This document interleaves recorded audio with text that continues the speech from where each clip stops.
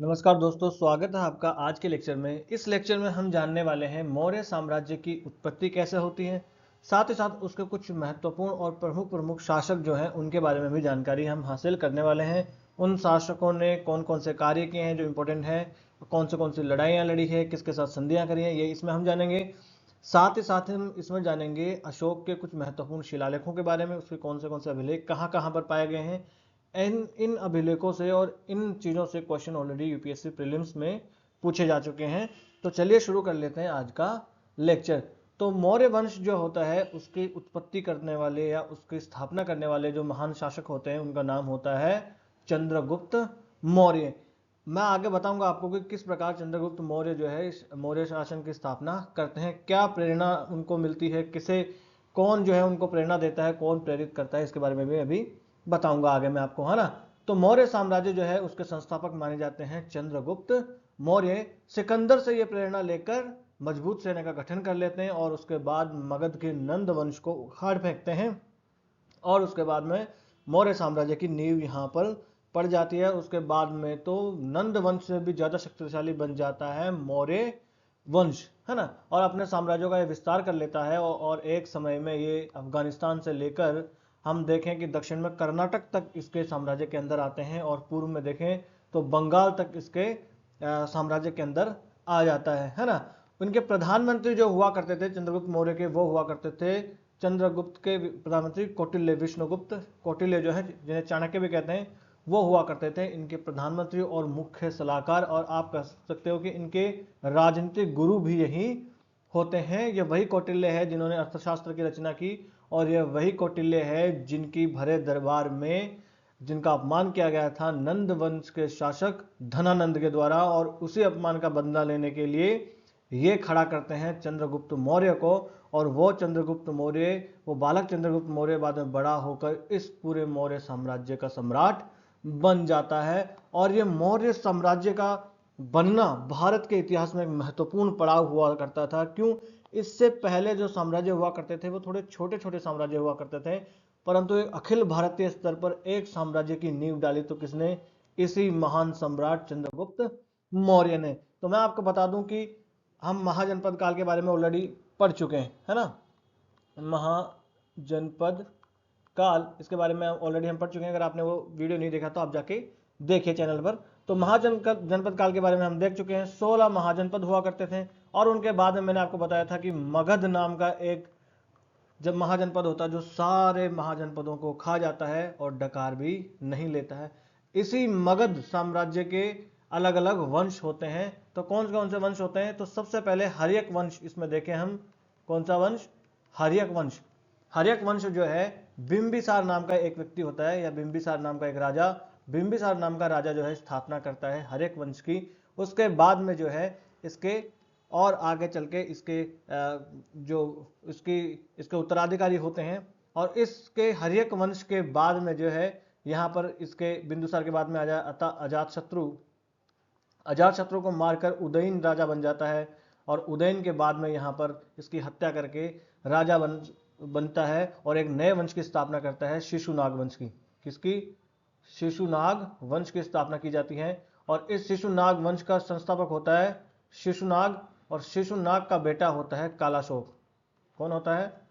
कालाशोक। और उसके बाद में कालाशोक को मारकर यहां पर राजा बन जाता है महापद्मनंद। महापद्मनंद और एक नए वंश की स्थापना कर देते हैं जिसका नाम होता है नंद वंश। कौन सा वंश? नंद वंश। ये वही नंद वंश है और ये वही महापद्मनंद है जो राजा हुआ करता था। और इसी के काल में जो है वो हमला करता है सिकंदर, अपने हमले की जो है वो यहाँ पर कार्रवाई करता है। और धनानंद उस वक्त जो है वो मगध का साम्राज्य का सम्राट हुआ करता था जब सिकंदर जो है वो हमला करता है। और सिकंदर की हमला जो सेना जो है वो रावी नदी के तट के आगे नहीं बढ़ पाती है, वो इसी एक महान शक्ति के डर से।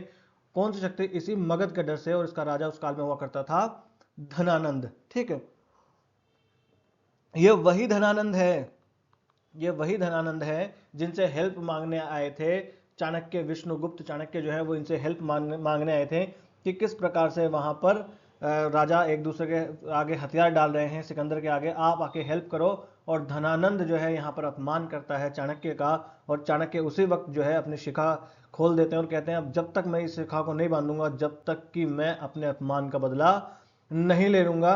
और वो उस काल में भरी सभा में जो है धनानंद कहता है कि तुम एक साधारण शिक्षक हो और एक शिक्षक मेरा क्या बिगाड़ सकता है।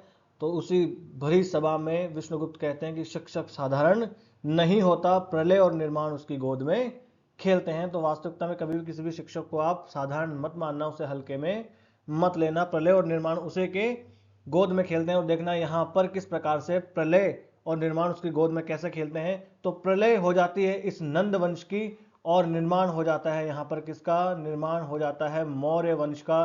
क्योंकि यहाँ पर जो है विष्णुगुप्त शास्त्री, विष्णुगुप्त चाणक्य जो है वो खड़ा करते हैं एक बालक को, और वो बालक होता है चंद्रगुप्त मौर्य। और वही आगे चल के इस नंद वंश की नींव को समाप्त करता है और एक नए वंश, महान वंश की स्थापना करता है, मौर्य वंश की। तो ये पूरी मैंने एक कहानी आपको इसमें बता दी। हालांकि पीपीटी मैं इसकी नहीं लाया, पर मैंने आपको यहीं लिख के बता दिया कि कहानी दिमाग में रटी है। चलो आगे आ जाते हैं। अब बात यहां पर यह आती है कि इस मौर्य शासन जो है, इस मौर्य वंश की जानकारी के क्या क्या स्रोत अपने पास हैं, कि मौर्य वंश के बारे में हमें जानकारी कौन से स्रोतों से प्राप्त होती है।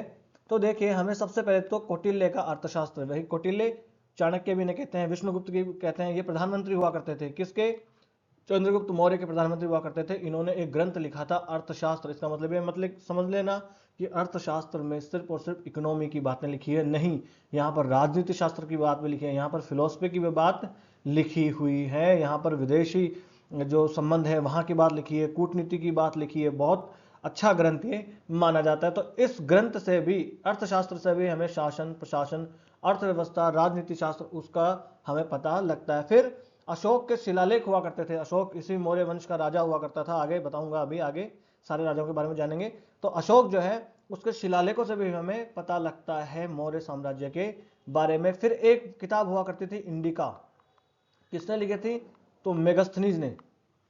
मेगस्थनीज सर कौन हुआ करता था, तो मेगस्थनीज हुआ करता था यूनान का राजदूत। यूनान का राजदूत और भारत में क्या कर रहा था, तो ये यूनान का राजदूत है मेगस्थनीज। ये काम किया करता था, ये दरबार में हुआ करता था, चंद्रगुप्त मौर्य के दरबार में ये हुआ करता था।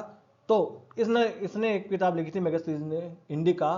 तो इस इंडिका से भी हमें बहुत ज़्यादा जानकारी मिलती है भारतीय समाज और उस काल के प्रशासन के बारे में। इंडिका में बताया जाता है कि किस प्रकार से यहाँ के पिता अपनी पुत्रियों को बेच देते हैं, यहाँ के पशुओं की बिक्री किस प्रकार से होती है, इन सब के बारे में यहाँ पर जानकारी हमें मिलती है। फिर दिव्यावदान और अशोकवदान जो है, इस प्रकार के ग्रंथ हैं, उनसे भी हमें जानकारी मिलती है। महावंश और दीपवंश, ये श्रीलंकाई बौद्ध इतिहास है उसके ये ग्रंथ हैं, वहां से भी हमें अशोक के बारे में पता लगता है। देखिए, श्रीलंका के से हमें मौर्य वंश के शासकों के बारे में पता लग रहा है, इसका मतलब श्रीलंका से अवश्य ही हमारे देश के शासकों के उस काल में संबंध हुआ करते थे, या तो वहां पर डायरेक्ट कंट्रोल हुआ करता था। फिर कुम्हरार और बुलंद बाग यहाँ पर जो है पाए गए हैं शिलालेख और स्तंभलेख, वहां से भी हमें जानकारी प्राप्त होती है मौर्य साम्राज्य के बारे में। ठीक है, उसके बाद में हम आ जाएं मौर्य साम्राज्य के राजाओं के बारे में। इसमें हम देखेंगे महत्वपूर्ण रूप से अब कि कौन कौन से राजा वहां पर हुए। तो एक, जब तक आप पूरा ये राजनीतिक घटनाक्रम नहीं समझ पाओगे तब तक कला संस्कृति, वहां का समाज कैसा हुआ करता था, इसके बारे में आप नहीं समझ पाओगे। तो कला संस्कृति कैसे थी, वहां का समाज कैसा था, अर्थव्यवस्था कैसे थी, इसके बारे में हम अलग से एक लेक्चर में जानेंगे। इस लेक्चर में हम वहां के राजाओं के बारे में जानकारी हासिल कर लेंगे। ठीक है, तो यहाँ के मौर्य वंश के जो महान प्रमुख राजा थे उनके बारे में देखेंगे। तो देखिए, यहाँ से चंद्रगुप्त मौर्य से शुरू होते हैं राजा, और अंतिम शासक होता है बृहद्रथ, और बृहद्रथ को बाद में मार दिया जाता है पुष्यमित्र शुंग के द्वारा, और एक नए वंश की स्थापना की जाती है, शुंग वंश की स्थापना कर दी जाती है। तो मौर्य साम्राज्य जो है वो भारत के इतिहास में महत्वपूर्ण भूमिका निभाता ही है। और इस साम्राज्य का इतिहास जो है वो शुरू होता है 321 ईसा पूर्व, और आके 185 ईसा पूर्व के आसपास आकर ये साम्राज्य खत्म हो जाता है। इसकी राजधानी कहाँ हुआ करती थी, तो आपको पता ही है कि मगध की राजधानी कहाँ थी, कहाँ थी। देखो, मैंने ऑलरेडी आपको बताया हुआ है, जब मैं आपको महाजनपद काल पढ़ा रहा था तब मगध के बारे में बताया था। तो सबसे पहली राजधानी कौन सी थी, राजगीर या राजगृह। और उसके बाद में इसकी स्थापना नई राजधानी बना दी जाती है कि उसका नाम क्या होता है, पाटलिपुत्र। क्या, पाटलिपुत्र इसकी राजधानी हुआ करती थी। और एक समय में देखते ही देखते भारतीय उपमहाद्वीप के अधिकांश हिस्सों पर मौर्य साम्राज्य की विजय पताका लहरा रही होती है। और इस वंश के संस्थापक होते हैं चंद्रगुप्त मौर्य, जिन्होंने इस साम्राज्य की नींव रखी थी। ऐसा माना जाता है कि वह मयूरपाल वंश के हुआ करते थे। मयूरपाल वंश के एक व्यक्ति थे, उनके पोते ये हुआ करते थे। कोई इनको मानते हैं कि ये मौर्य पालते थे, इसलिए इनका मौर्य शासन जो है, मौर्य वंश इनका नाम पड़ा, तो अभी पता ठीक से है नहीं, है ना। हेमचंद्र द्वारा एक ग्रंथ लिखा गया है परिशिष्ट पर्वन, उसमें इनका नाम इस प्रकार से लिखा गया है कि ये मौर्य पालक वंश के हुआ करते थे। इनका साम्राज्य देखो तो बिहार, नेपाल, पश्चिमी और उत्तर पश्चिमी भारत, है ना, अफगानिस्तान तक का क्षेत्र, साथ ही साथ दक्कन का क्षेत्र जो है, कर्नाटक वाले क्षेत्र तक इनका साम्राज्य हुआ करता था मौर्य चंद्रगुप्त मौर्य का। और इनकी कहानी मैंने ऑलरेडी आपको बता दी कि किस प्रकार से धनानंद से ये लड़ते हैं और धनानंद से को हरा कर, उनको मार कर, फिर ये जो है मगध को हथिया लेते हैं। मगध अब इनके कब्जे में हो जाता है और इस प्रकार से ये वहां पर मौर्य साम्राज्य की नींव डालते हैं। फिर इस सेल्यूकस से भी संघर्ष होता है। सर सेल्यूकस कौन हुआ करता था? सिकंदर का आपने नाम सुना ही होगा, अलेक्जेंडर सिकंदर जो था। सिकंदर तो यहाँ से चला जाता है और बाद में सिकंदर की मृत्यु हो जाती है, पर सिकंदर जो अपना साम्राज्य यहाँ पर बना के जाता है उत्तर पश्चिम भारत में, वहां पर जो छत्रपियां बना के जाता है। क्या बना के जाता है वो? छत्रपियां बना के जाता है, छत्रप होते हैं उसके। तो उन छत्रपियों का यहाँ पर गवर्नर होता है, यूनान का गवर्नर देखिए कहाँ पर है, ग्रीस, वहां का गवर्नर सेल्यूकस यहाँ पर हुआ करता था, अपनी छत्रपियों ये संभाल रहा था। तो इसका टकराव होता है चंद्रगुप्त मौर्य से और बाद में चंद्रगुप्त मौर्य के द्वारा इसको हरा दिया जाता है सेल्यूकस को। और सेल्यूकस को हराने के बाद में यहाँ पर इनके बीच में समझौता होता है। चंद्रगुप्त मौर्य सेल्यूकस को कुछ हाथी देते हैं और सेल्यूकस जो है चंद्रगुप्त मौर्य को के साथ जो है वैवाहिक संबंध भी बनाता है और इस प्रकार से यूनान और भारत के बीच में वैवाहिक संबंध स्थापित होते हैं। देखिए कितना पुराना हमारे संबंध, वैवाहिक संबंध हुआ करते थे यूनान से। ऐसे महान साम्राज्य हम हुआ करते थे उस काल में। बाद में इनके बीच में संधि हो जाती है, उस संधि के बीच फलस्वरूप ही जो है वो मेगस्थनीज आके इन्हीं सेल्यूकस निकेटर का दूत होता है वो चंद्रगुप्त इंडिका का लेखक मेगस्थनीज, और वो आकर दरबार में रहता है चंद्रगुप्त मौर्य के। और इसी चंद्रगुप्त मौर्य के दरबार में रहने वाले दूतों के ग्रंथों से भी हमें पता लगता है भारत की सामाजिक आर्थिक राजनीतिक स्थितियों के बारे में। अपनी मृत्यु से पहले चंद्रगुप्त मौर्य जो है वो जैन धर्म जो है उसको अपना लेते हैं और ये चले जाते हैं कर्नाटक जाकर ये संलेखना विधि से अपने प्राण त्याग देते हैं, क्योंकि ये उस काल में जैन गुरु हुआ करते थे भद्रबाहु। आपको पता है स्थूल भद्र और भद्रबाहु,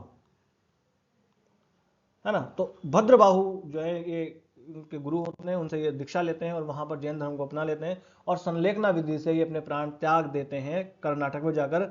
तो इसका मतलब ये साफ साबित हो जाता है कि कर्नाटक तक भी इनका साम्राज्य हुआ करता था। चंद्रगुप्त मौर्य की मृत्यु के बाद में शासन भार आ पड़ता है बिंदुसार के कंधों पर। बिंदुसार के कंधों पर इनका शासन हुआ करता था 297 ईसा पूर्व से 273 ईसा पूर्व तक इनका शासक कार्य जो है वो हुआ करता था। तो देखिए ऐसा माना जाता है इनका नाम बिंदुसार क्यों पड़ा, तो ऐसी कहानियां प्रचलित है कि बिंदुसार जो है इनको जो चाणक्य हुआ करते थे वो इनको बचपन से ही जहर दिया करते थे। क्या किया करते थे? जहर जो है वो दिया करते थे। इस प्रकार से इनकी माँ को ही शायद जहर कुछ दिया करते थे ताकि बड़े होकर इनको कोई जहर भी दे तो पता ना लगे।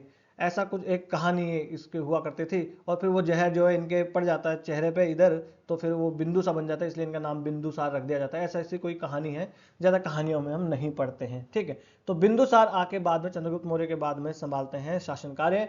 और इनके काल में देखिए हालांकि कोई ज़्यादा विजय वगैरह नहीं हुआ करी थी, या आप कहो कि ज़्यादा साम्राज्य का विस्तार नहीं हुआ था, पर जितना चंद्रगुप्त मौर्य ने साम्राज्य बना के गए थे वो उतना साम्राज्य इन्होंने बड़ी ही महत्वपूर्ण, आप कहो कि मजबूती से वो साम्राज्य बनाए रखते हैं। और बिंदुसार के दरबार में ही सेल्यूकस के समकालीन एंटियोकस प्रथम जो था उसका दूत हुआ करता था इनके दरबार में। और उस सेल्यूकस का दूत किसके दरबार में? चंद्रगुप्त मौर्य के दरबार में हुआ करता था, इनके पिताजी के दरबार में।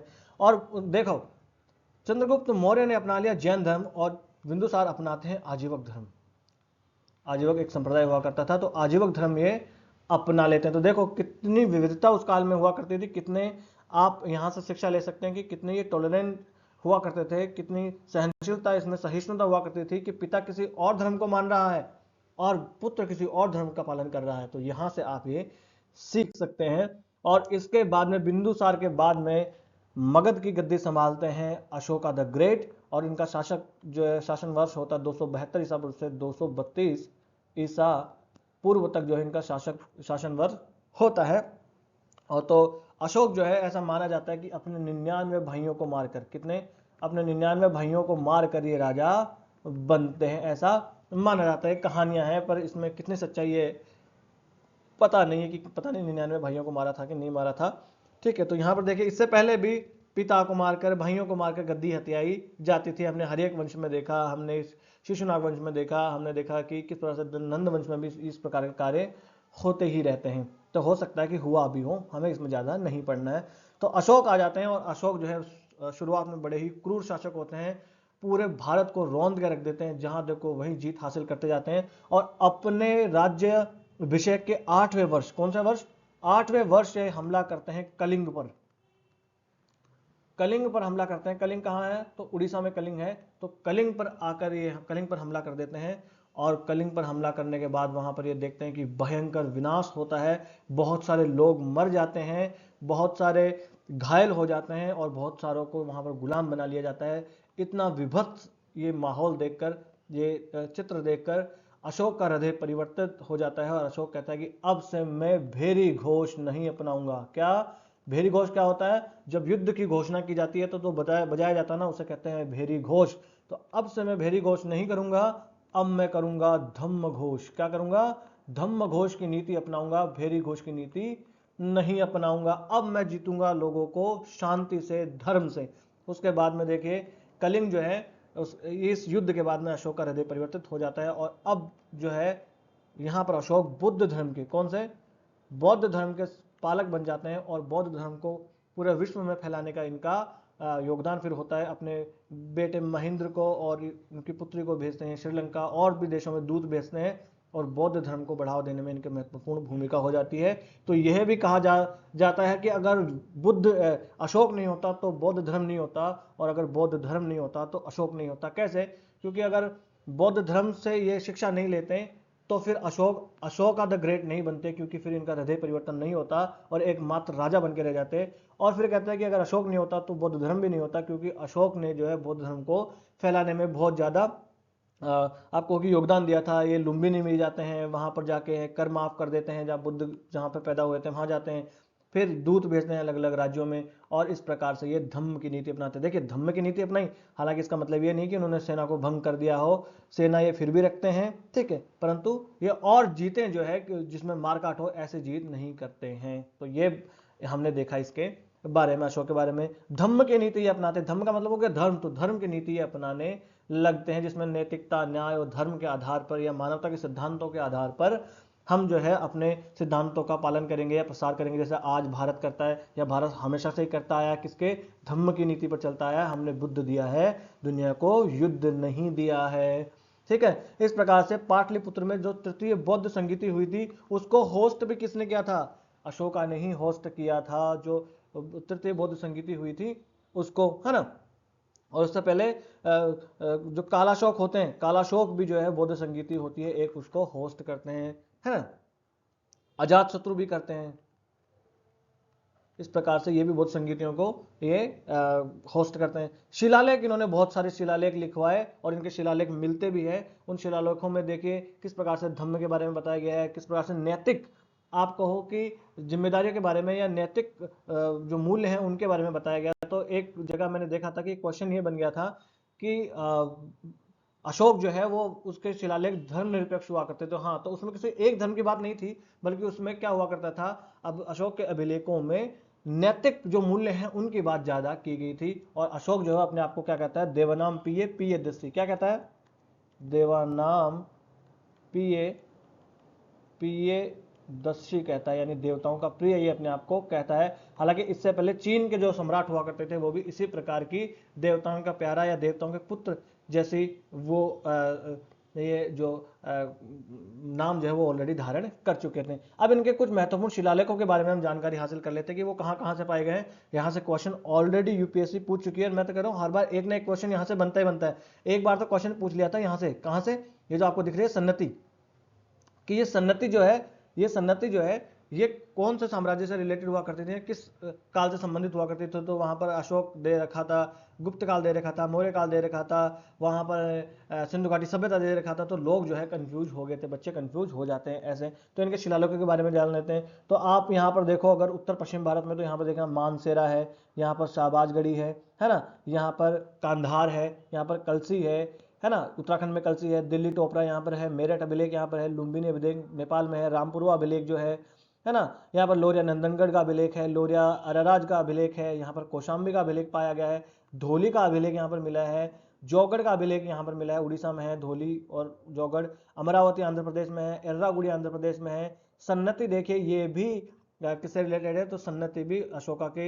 उसे रिलेटेड है। यहाँ पर सोपारा है, यहाँ पर गिरनार है। तो इस प्रकार के ये महत्वपूर्ण उस काल के शिलालेख या स्तंभलेख हुआ करते थे।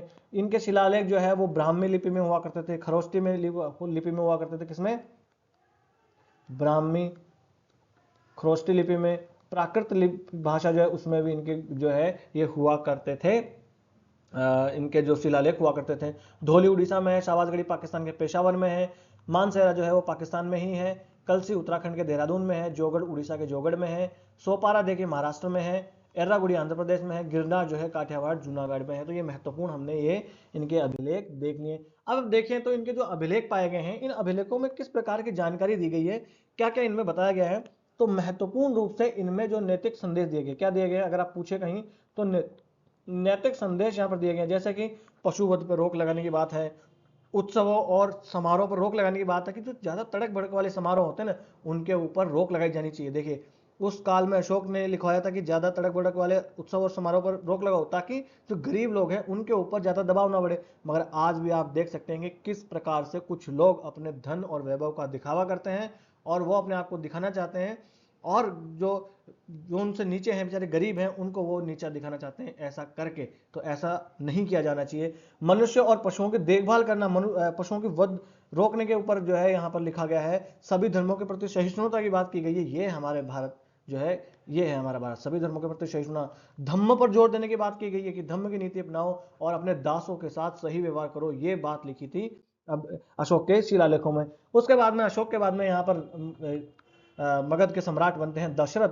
और ये दशरथ जो है ये वही दशरथ है जिसने सुदर्शन झील जो है इसका पुनर्निर्माण करवाया था, या इसकी रिपेयरिंग करवाई थी, जो कि गुजरात में सुदर्शन झील है ना। और अशोक के द्वारा जो धार्मिक और वो स्थापित किए गए थे जो मानक, उनको यह आगे बढ़ाते हैं। उनके बाद संप्रति होते हैं, ये ज्यादा महत्वपूर्ण इतने नहीं है, इसलिए मैं इनको बारे में ज्यादा आपको नहीं पढ़ा रहा। आप एक बार बैठ के खुद ही वीडियो पॉज करके ये देख लीजिएगा, इतने महत्वपूर्ण है नहीं है, ठीक है। फिर आ जाता है संप्रति, और संप्रति के बारे में कालीशुका आ जाते हैं। इन्हें सबसे झगड़ालू शासक माना जाता है कि ये गार्गी संहिता है, गार्गी संहिता में कहा गया है कि सबसे झगड़ालू शासक कालीशुका हुआ करते थे। देववर्मन होते हैं, बहुत ही अल्पकाल के ये राजा बनते हैं। फिर शतधन्वन होते हैं, और उसके बाद में अंतिम बौद्ध सम्राट होते हैं बृहद्रथ। कौन होते हैं? बृहद्रथ अंतिम सम्राट होते हैं। और बृहद्रथ इतने कमजोर सम्राट होते हैं, इतने खराब सम्राट होते हैं मगध के, कि ये कुछ भी नहीं कर पाते हैं, क्योंकि इस वक्त जो है हूणों का आक्रमण हो रहा होता है। जो व्हाइट हंस होते हैं, व्हाइट गोरे हूण होते हैं, हूणों का आक्रमण भारत पर लगातार हो रहा होता है, और बृहद्रथ जो है वो भारत की रक्षा इससे नहीं कर पा रहे होते हैं। इसलिए बृहद्रथ के ही सेनापति होते हैं पुष्यमित्र शुंग।